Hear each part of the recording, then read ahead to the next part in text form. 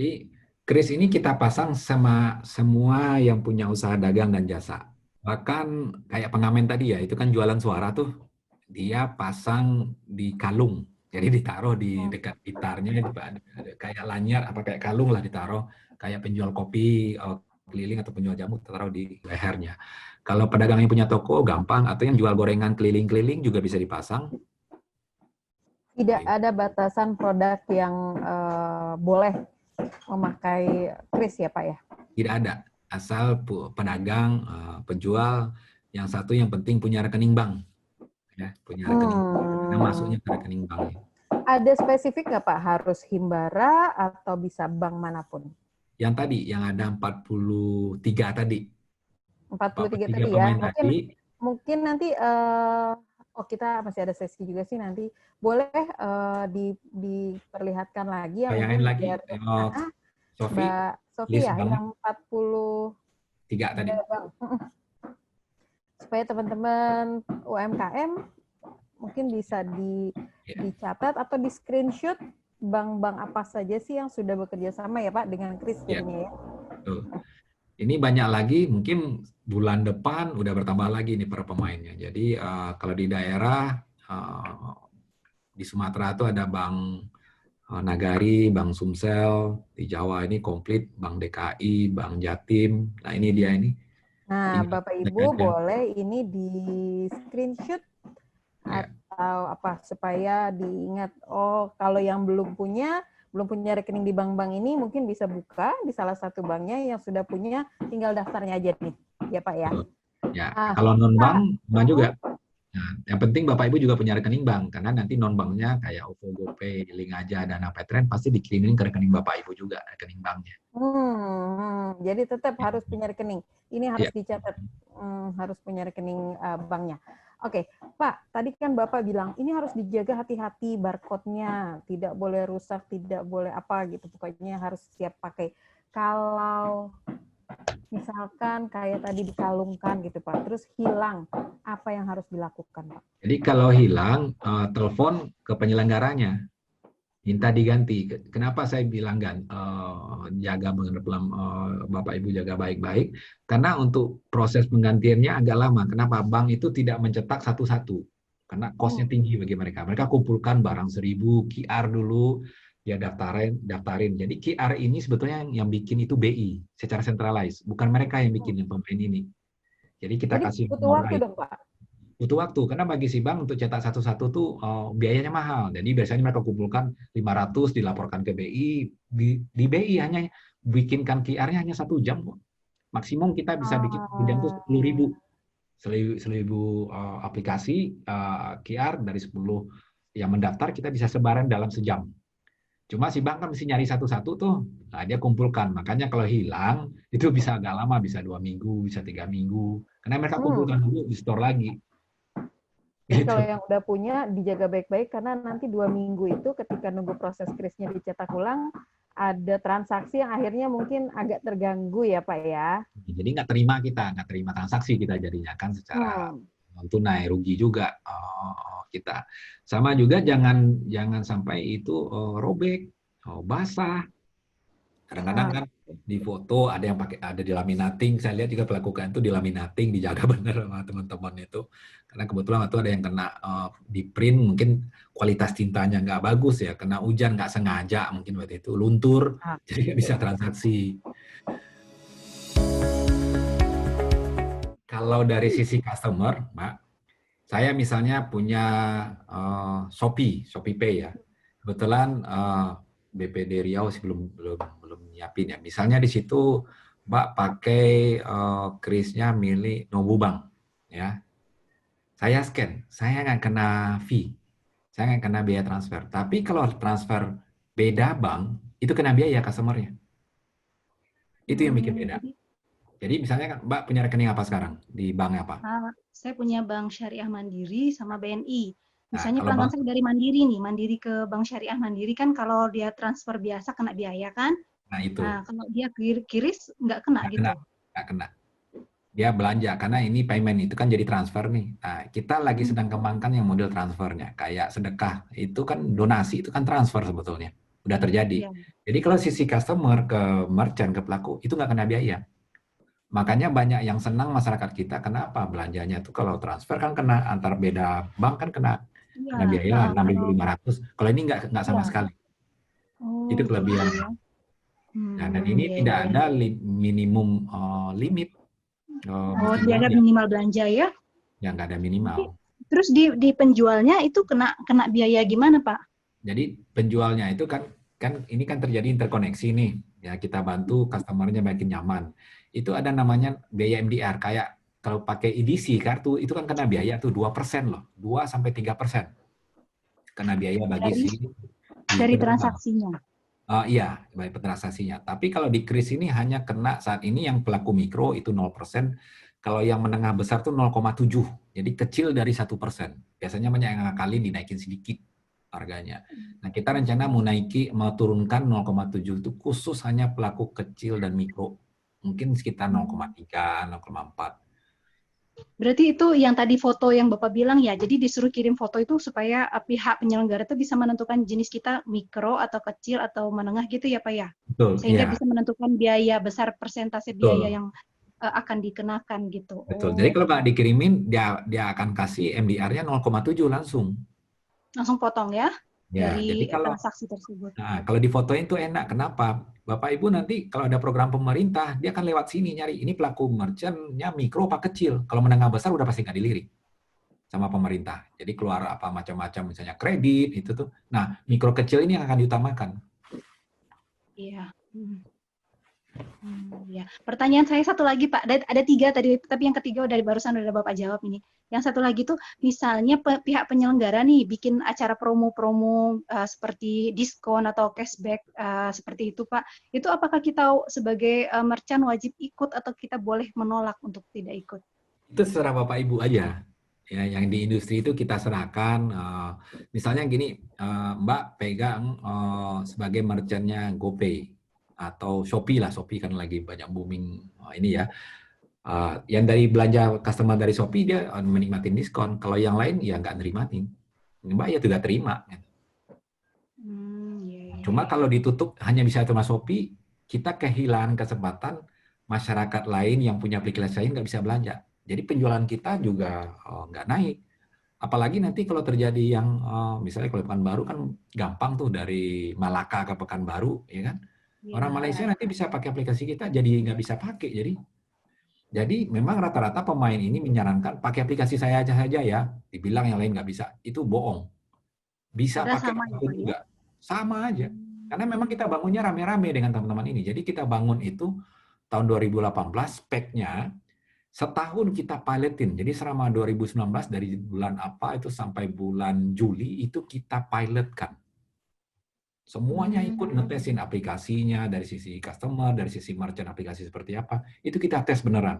Supaya terjadi interkoneksi. Jadi antar beda pemain, antar beda penyelenggara itu bisa saling nyambung. Itu yang kita tes waktu itu. Makanya 17 Agustus kita launching. Jadi ini hadiah kemerdekaan bagi bangsa oleh dari industri dengan BI, dengan asosiasi kita kasih untuk masyarakat.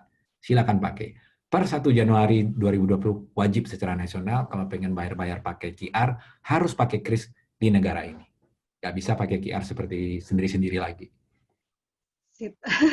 Berarti Pak, kalau kesimpulannya kalau saya pilih penyelenggaranya di bank manapun itu sebenarnya aturannya sama dari BI ya, sudah Sama.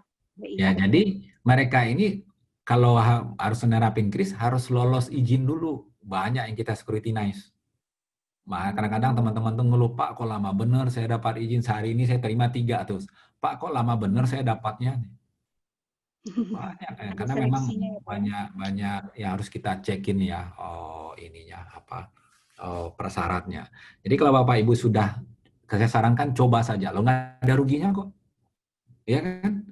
Nggak ada ruginya, apalagi pelaku kecil mikro. Kalaupun nggak suka kan tinggal dibalikin, tutup aja. No issue. At least kita coba dulu, karena di masyarakat kita yang susah itu mencoba.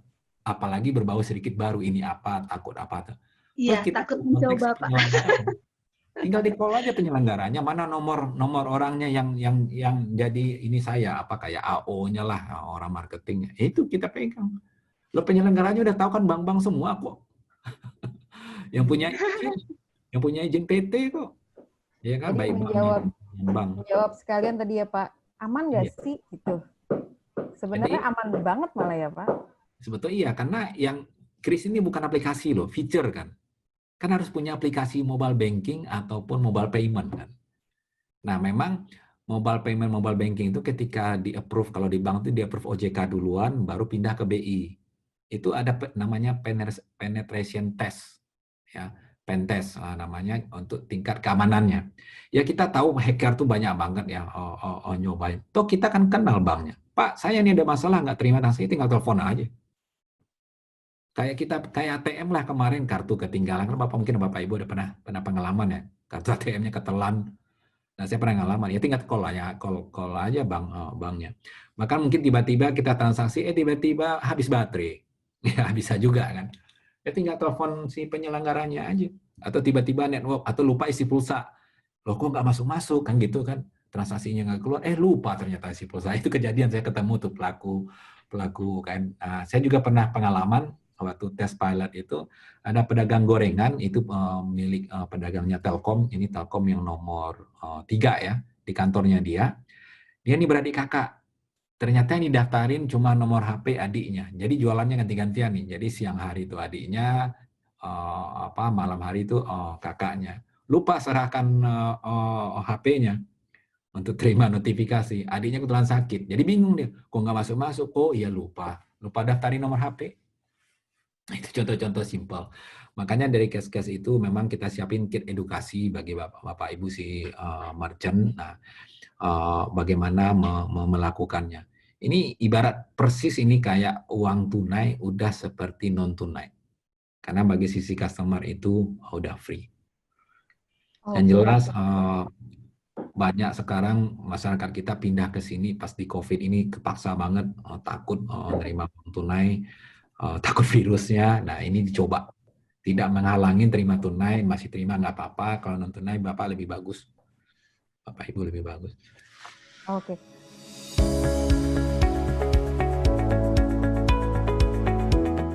Jadi biasanya yang terjadi itu, misalnya Bapak Ibu warung makan lah ya, namanya kita bisnis usaha, kita pengen punya kantor cabang yang banyak. Nah terserah pemiliknya aja, mau satu rekening untuk semua kantor cabang-cabang warungnya, atau satu rekening untuk atau berbagai rekening, itu terserah, pilihannya Bapak Ibu. Nah kalau satu kan enak ngelihatnya. Nah, buka aplikasi satu, saya bisa ngelihat rata-rata aplikasi dari sisi merchant itu per satu rekening. Bisa ada ya yang 2 atau 3 ya, tapi ngapain repot-repot punya 2-3 rekening. Tapi kalau pengen diversified dan Bapak rajin untuk ngontrol juga nggak masalah, cobain saja.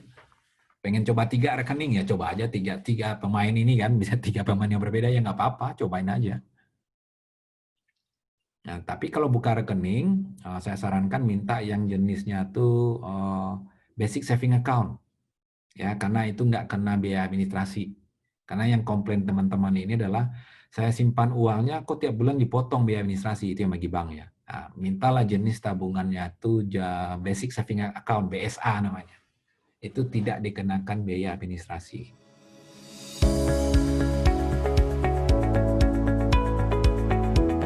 Bisa tinggal dikirimkan aja jenis barangnya apa, itu bisa ditambahin kok.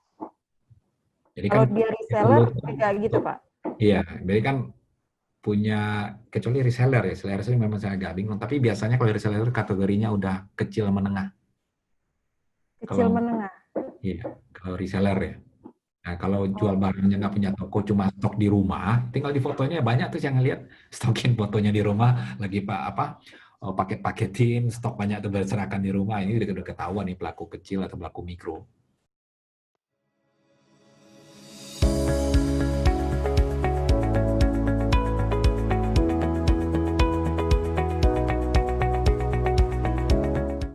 Jadi yang model di Alfamart itu kita sedang pilot kan. Kami pengen lihat sebetulnya di mana behavior ketakutan dari sisi customer. Kalau bagi si Alfamart kan dia kayak menarik uang kita dari rekening. Itu modelnya yang kris itu muncul dari sisi customer, si merchant yang scan, ya kan. Nah, biasanya ketika mau ditarik itu akan muncul notifikasi. Ini kita lagi cobakan ya. Anda belanja 15.000 misalnya kan. Kasir kan kasih ngomong, Pak, ini total biayanya ya, kita akan mana krisnya. Itu muncul sebelum dipencet PIN-nya. Itu kita lagi coba. Jadi nggak bisa, kita nggak tahu berapa duit yang ditarik, nggak bisa seperti itu. Customer harus tahu berapa yang ditarik dan dia harus ngasih izin. Biasanya dia akan cek, oh ya 15.000, baru masukin PIN. Gitu. Ini modelnya belum kita terapin loh. Makanya yang kemarin terjadi di berbagai teman-teman yang udah duluan, kita akan coba standarisasiin rame-rame. Jadi kalau Bapak Ibu sekarang coba, baru terjadi itu kita pilot itu Kentucky sama McDonald yang paling banyak. Baru drive-thru ya, baru drive-thru. Ada merchant-merchant menengah besar biasanya yang merchant yang scan. Merchant yang scan. Nah, jadi kadang-kadang di scan, kita lihat di kamera di HP-nya kita itu muncul tuh, Anda akan didap atau diambil biaya belanja sekian, misalnya 18.000, benar atau tidak, masukin PIN.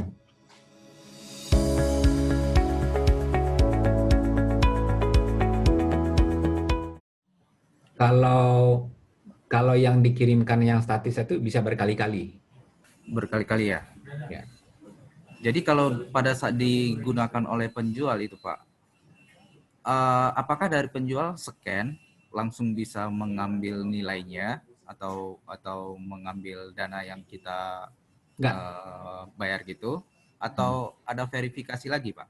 Nah jadi gini, kan si penjual kirimkan QR-nya ke Bapak lewat WA ya kan, terus Bapak simpan. Ya kayak kita habis foto selfie kan masuk ke galeri langsung tuh. Nah, kalau ada yang ngirimin foto atau gambar kan kita simpan, ya kan? Nanti itu simpan, Bapak buka aplikasi, cari feature kris-nya, icon kris, QR-nya biasanya top scan atau pay lah tulisannya situ. Nanti ada ketika udah habis itu ada muncul logo di pojok kanan atau di kiri atau di bawah, cari yang gambar foto atau galeri. Nah nanti Bapak tinggal cari QR-nya. Nah di QR itu kan ada nomor toko, itu wajib nomor tokonya. Nah Bapak pilih, kalau jangan sampai salah, oh ini nomor tokonya. Nah dari situ Bapak harus masukin nominal. Bukan dia yang tarik uangnya, Bapak masukin nominalnya. Nah Bapak cek, masukin nomor toko benar, masukin nominal, kemudian masukin PIN. Jadi ada 3 kali sekian Bapak lihat. Berarti dari pembeli ya Pak ya yang masukin apanya ya? Oh iya, nominal sekarang dari pembeli. Nah makanya itu modelnya kita yang scan QR-nya merchant walaupun dikirim ya. Bukan yang model yang tadi pertanyaannya sebelumnya, merchant yang scan, narik uang. Kalau ini kita ngasih uang. Ya kan, kita masukin nominal, masukin PIN, duitnya kekirim. Itu yang baru diterapin secara nasional. Kalau yang merchant yang tarik uang belum kita belum atur. Oke. Kemudian satu lagi Pak. Kalau tadi kan satu rekening bisa banyak kris Pak. Kalau misalkan kita ada beberapa cabang, misalkan 3 cabang gitu Pak. Ya. Berarti kan kita rekeningnya 1, tapi krisnya ada 3 gitu ya Pak ya. Ya. Kalau kita mau kontrol bahwasanya, oh ini dana yang masuk dari kris cabang A, cabang B, cabang C, itu bisa dikontrol nggak ya Pak ya? Dari nomor ID-nya. Jadi di kris itu ada 2 key karakteristik yang nggak bisa dibuat oleh penyelenggara yang 43 tadi, karena di-create-nya secara sentralisasi oleh BI. 1 nomor merchant ID. Jadi Bapak yang di Medan punya merchant ID itu ada 12-14 digit ya. Itu sama yang di Jayapura itu beda. Kalau Bapak punya outlet lagi di satu kasir, di satu toko tuh punya 3 kasir kayak Alfamart ya, itu kita bisa bikin kayak T01, T02. Itu bisa kita create. Itu notifikasinya Bapak terima T01, T02 itu bisa dilihat. Sekarang Bapak punya cabang, ya kan? Saya nggak mau punya nomor merchant ID banyak, cukup 1, bisa? Itu bisa dikasih cabang yang kedua T02, cabang ketiga T03. Atau saya bikin aja lah 3 nomor merchant ID, enggak masalah. Itu bisa bisa di sisi aplikasi. Dari sisi kita bisa kontrol nggak Pak? Oh itu tinggal discuss dengan PJSP-nya. Jadi Bapak bisa lihat itu ini transaksi dari cabang A, cabang B, transaksi itu bisa Bapak lihat. Oh gitu ya. Oke Pak, dari saya itu aja Pak. Terima kasih Pak Riki. Terima kasih. Sudah menjawab ya Pak Wijanarko.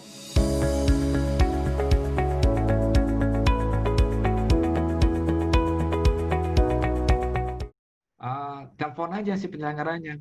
Nah, paling simpel kalau Bapak Ibu punya aplikasi yang dari 21, coba aja scan 500 perak. Cobain aja. Oke, Itu oke. bisa masuk gitu. Jadi memang biasanya teman-teman itu mungkin lupa kali ngasih petunjuknya ya. Atau memang ada paket disiapin lupa dibaca. Bapak baca ya ibu-ibu aja, kalau nggak telepon. Ini saya Jangan-jangan nextnya udah hilang ngapain? lagi Pak itunya Pak, petunjuknya. Aduh.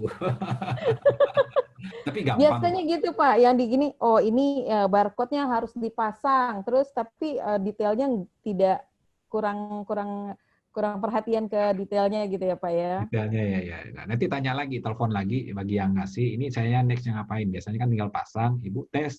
Ada teman saudara, coba dong belanja 1.000 perak, 500 perak. Gitu. Nanti lihat di nomor HP didaftarin atau cek ke rekeningnya.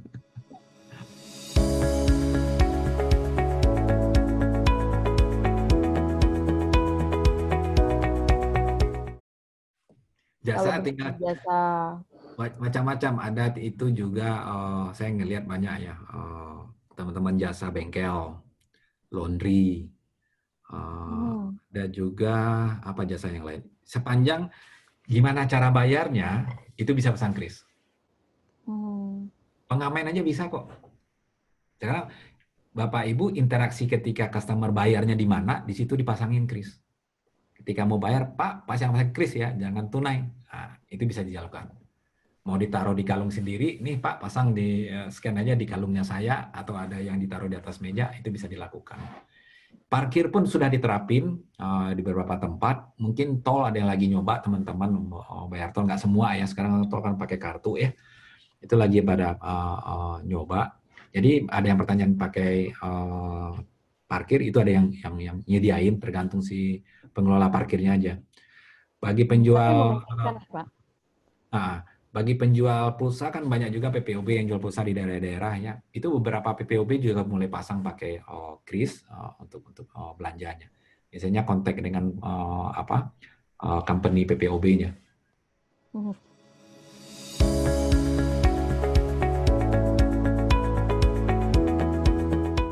Satu nomor rekening bisa untuk berapa Bapak Ibu punya jumlah kantor cabang, punya outlet, bisa didaftarin. Nah, lalu setiap akun kris itu berdasarkan nomor rekening atau ketika saya punya usaha di Depok nih Pak, terus mendaftar. Nah, besok nih 2 bulan lagi lah, saya misalkan pindah ke Surabaya. Akun yang sama, kris yang sama, atau saya harus ganti? Nggak usah. Sebenarnya kan ini pilihan berapa nomor, berapa kris dan berapa rekeningnya itu kenyamanan dari si owner. Repot nggak punya banyak rekening? Ya nggak, kalau nggak ya satu aja. Sulit nggak ngontrolnya? Iya. Tinggal diskusi aja sama PJSP-nya. Kalau pindah lama tolong dikasih tahu. Iya.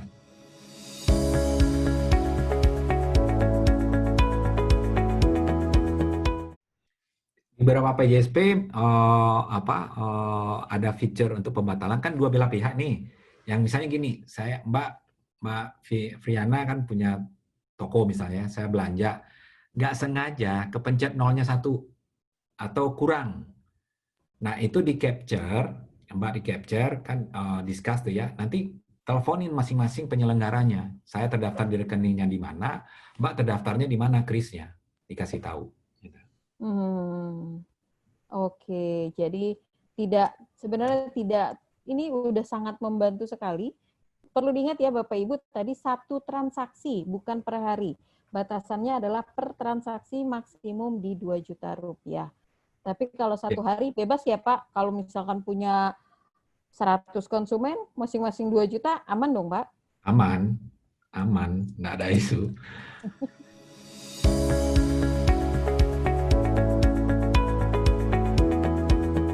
Sama barcode. Jadi barcode itu banyak kan untuk ini stok barang, itu dipakai untuk ngestok barang ya. Nah ternyata barcode itu jumlah informasi yang ditampung di dalam tuh terbatas.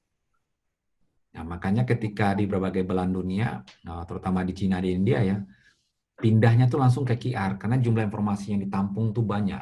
Contohnya tadi kan sampai 43 penyelenggara bisa ditampung mengenalin di QR, di barcode itu nggak mampu. Itu satu kelebihannya. Jadi ketika dia rusak sedikit kris itu ya, rusak sebelah kiri kena air, sebelah kanan itu masih bisa ditransaksiin. Tapi kalau barcode itu rusak sedikit nggak bisa. Nah, makanya barcode itu rata-rata digunakan hanya untuk informasi stok.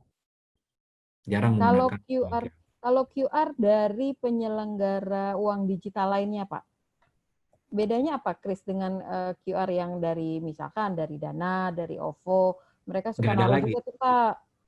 Yang punya sendiri-sendiri itu ilegal. Oh, oke. Jadi kalau ada yang pakai itu udah ilegal. Oke, jadi ketika udah punya Kris sebenarnya harusnya sudah bisa dipakai untuk transaksi Dana, Ya, OVO, GoPay, ya. dan lain-lain itu juga ya, Pak ya? Bank Nagari, Oke. BJB, Bank NTT, Bank Sulut, event WeChat, nasabah WeChat, mampir, lihat Kris kan bisa. Itu Oke, gunanya. Bapak Ibu, cukup 1 kali daftar. Bisa semuanya dipakai. Begitu ya, Pak ya? Ya. Handphonenya juga tidak, ini dari tadi ada yang ngomongin NFC nih, Pak. Ini kan belum tentu semua. Tidak pakai NFC. Ini nggak ada hubungan Cukup NFC. terhubung. Nggak ada hubungan Terhubung NFC. dengan internet ya, Pak? Iya. Cuma butuh paket data. Nah, begitu.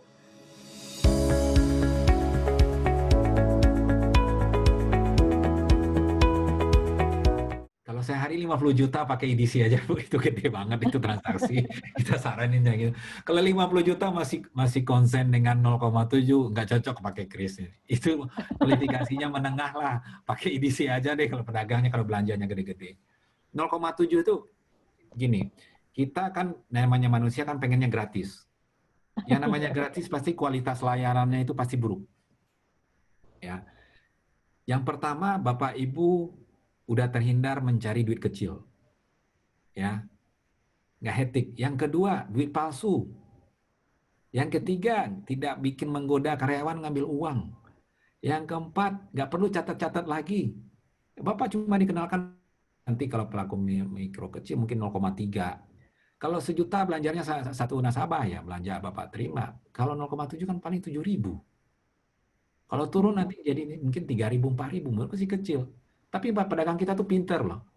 Berapa jualannya, Pak? Harusnya 1 juta, 10.000. Itu yang dilakuin. Itu teman-teman ngelakuin itu. Pak, kalau Kris itu sebenarnya nanti ada yang...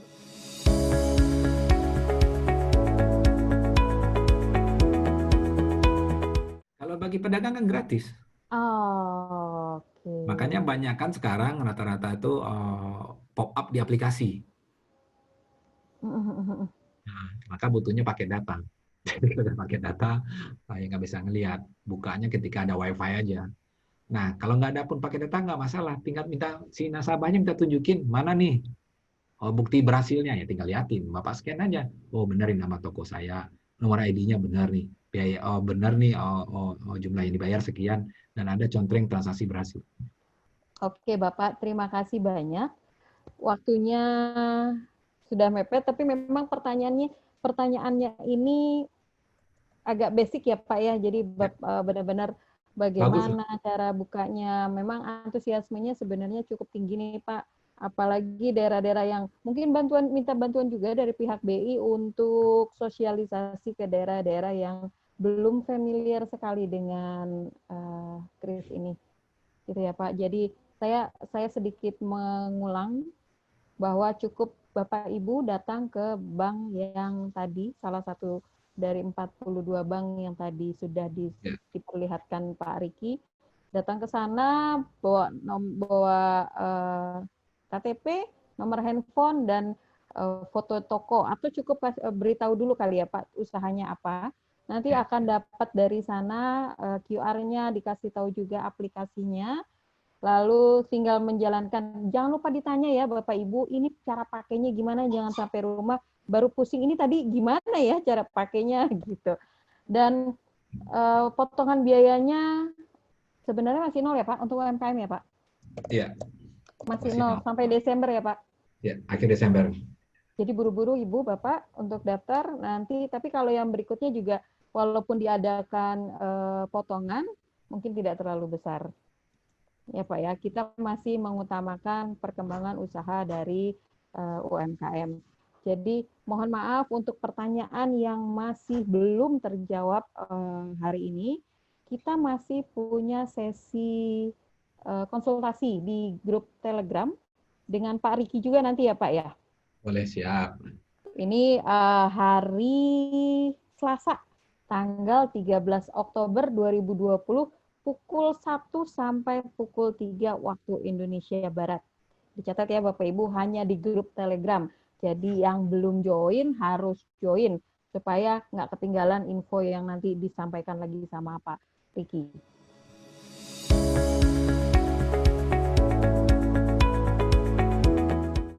Apakah bedanya pendaftaran usaha di Kris dengan OVO, GoPay, Link Dana? Ini banyak saya lihat. Jadi kalau Bapak udah terdaftar di GrabFood, berarti kan kalau sebagai pembeli kan lewat Grab-nya dulu, Grab akan ke Bapak ya. Hanya itu yang terdaftar di ekosistemnya GrabFood. Tapi kalau Bapak punya sendiri, tentu Bapak mungkin punya toko offline, toko di sekitar rumah. Jadi yang lewat pun bisa belanja. Itu bedanya di GrabFood sama Bapak yang offline. Nah, kebetulan Bapak punya WA Group lah, alumni SMA, punya produk yang baru, Bapak foto aja barang-barang Bapak sama Krisnya, kirimin ke WA Group. Itu bedanya ketika yang ada di GrabFood. Nah, pendaftaran usaha di Kris dengan OVO, GoPay, dan Link Dana itu seperti itu bedanya.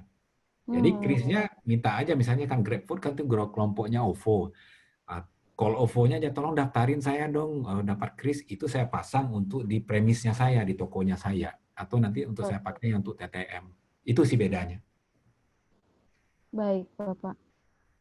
Oke, saya rasa cukup. Terima kasih banyak Pak Riki informasinya. Jangan kapok. Nanti konsultasi akan ada pertanyaan-pertanyaan lain ya Pak ya. Saya sudahi sampai di sini. Mohon maaf jika ada kesalahan dan kekurangan. Saya undur diri, saya kembalikan ke Mbak Ririn. Selamat sore. Terima kasih Mbak Ririn. Oke, terima kasih kepada Mbak Priyana Indriasari selaku moderator kita pada siang hari ini yang telah memandu jalannya sesi pelatihan. Terima kasih Mbak, kita ketemu lagi nanti ya. Dan tak lupa juga saya mengucapkan terima kasih banyak kepada Bapak Riki Satria selaku Deputi Direktur Bidang Koordinator Kelompok Pengembangan Inovasi Teknologi Sistem Pembayaran untuk mendukung ekonomi keuangan digital dari Bank Indonesia yang telah menginspirasi dan tentunya menambah ilmu kita pada siang hari ini tentang mengenal kris pembayaran mobile. Terima kasih Pak atas sesi pelatihannya, semoga sukses dan tentunya sehat selalu. Dan Bapak Ibu semua, semoga masih terus bersemangat pada siang hari ini. Tadi kita juga sudah membahas tentang pembayaran. Kalau sudah melakukan pembayaran oleh customer, tentunya produk tersebut harus dikirim ke pembeli ke tujuannya seluruh Indonesia, ya kan? Oleh karena itu Bapak Ibu perlu adanya kejelian nih, biasanya dalam memilih jasa pengiriman barang untuk menghindari segala kemungkinan, kayak misalkan barangnya udah jadi rusak, atau waktunya kayak gimana, bahkan juga ongkos kirim bisa menjadi pertimbangan. Oleh karena itu nanti Rabu 14 Oktober 2020 akan membahas tentang panduan jasa pengiriman barang bersama Bapak Budi Handoko dari shipper.id. Jangan lupa catat waktunya dan datang tepat waktu jam 9 pagi ya Bu, Rabu 14 Oktober 2020. Baik Bapak Ibu semua, seperti biasa sebelum acara ini saya akhiri, saya ingin meminta kesediaan Bapak Ibu untuk mengisi survei dan juga absensi online yang telah kami kirimkan. Nah ini ada tampil di layar Bapak Ibu semua, terdapat scan barcode yang dapat Bapak Ibu scan atau bisa juga langsung diklik di chat box Bapak Ibu semua. Dan jika Bapak Ibu masih memiliki banyak pertanyaan juga, Bapak Ibu bisa langsung aja untuk konsultasi melalui Telegram bersama Bapak Riki, yaitu Selasa 13 Oktober 2020 jam 1 sampai jam 3 sore. Berikan pertanyaan sebanyak-banyaknya jika masih belum mengerti tentang kris hari ini ya Bapak Ibu semua.